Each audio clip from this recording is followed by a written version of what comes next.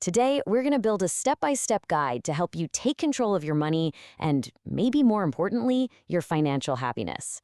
We're distilling some super actionable advice from financial accountant Nisha to create a really clear path from feeling that financial fear to getting some real financial freedom. So let's jump right in. Okay, first things first. We have to tackle the single biggest mistake people make with their money. Not just in their 20s, but, well, forever. Just straight up avoiding it. You know that feeling, right? After a big weekend out, the absolute last thing you want to do is check your bank balance. We've all been there. But why? Why do we do that? Well, it's not just you. Turns out there's a name for this. It's a psychological bias called the ostrich effect. It's this very human tendency we have to just bury our heads in the sand when we're faced with uncomfortable information. You know, like a scary credit card bill. We kind of hope that if we just don't look at it, the problem will magically solve itself. Spoiler alert, it never does.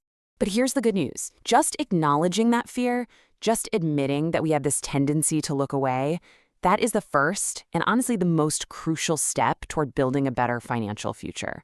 It's the bedrock for everything else we're about to talk about.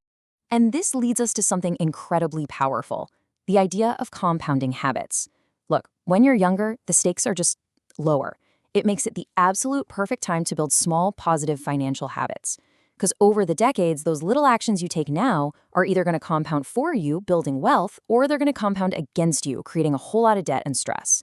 So let's get practical. The very first thing to do is build a foundation of safety. This isn't about getting rich overnight, not at all. It's about creating a financial cushion that gives you genuine peace of mind and the freedom to make way better choices later on. Your first goal is so simple, so achievable. Just save an initial $2,000 for an emergency fund. That's it. And get this, research from Vanguard actually shows that hitting this one little milestone can boost your feeling of financial well-being by up to 21%. That is a powerful first win. Now listen up, because the order you do this in is absolutely critical. Once you have that first $2,000 saved up, you immediately move to step 2. You attack any high-interest debt. We're talking credit cards, basically anything with an interest rate over 8%. Only after that is under control do you then focus on step 3, which is expanding that emergency fund to cover a full 3 to 6 months of your basic living costs. All right, with that safety net in place, now we can zoom in on the daily and monthly habits that make sure you're always moving in the right direction. This is all about mastering the money that flows in and out of your life. And this all kicks off with a massive mindset shift, one that Warren Buffett nailed perfectly. See, most people spend their money first and then maybe try to save whatever's left over at the end of the month. The wealthy, they do the complete opposite. They pay themselves first, treating their savings like it's the most important bill they have. So how do you actually do that? Well, there are 2 really simple ways to go about it. For everyone who just can't stand the idea of budgeting, there's the back of a napkin method. You just pick a fixed amount to save, automate the transfer for every payday, and then you can spend the rest of your money completely guilt-free. But for those of you who want to optimize a bit more, there's the 3-bucket method, where you split your income by percentages.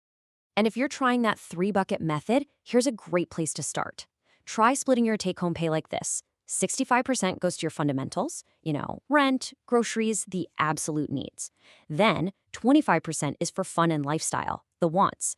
And a dedicated 10% goes to your future self through savings and investing. It's all about creating balance.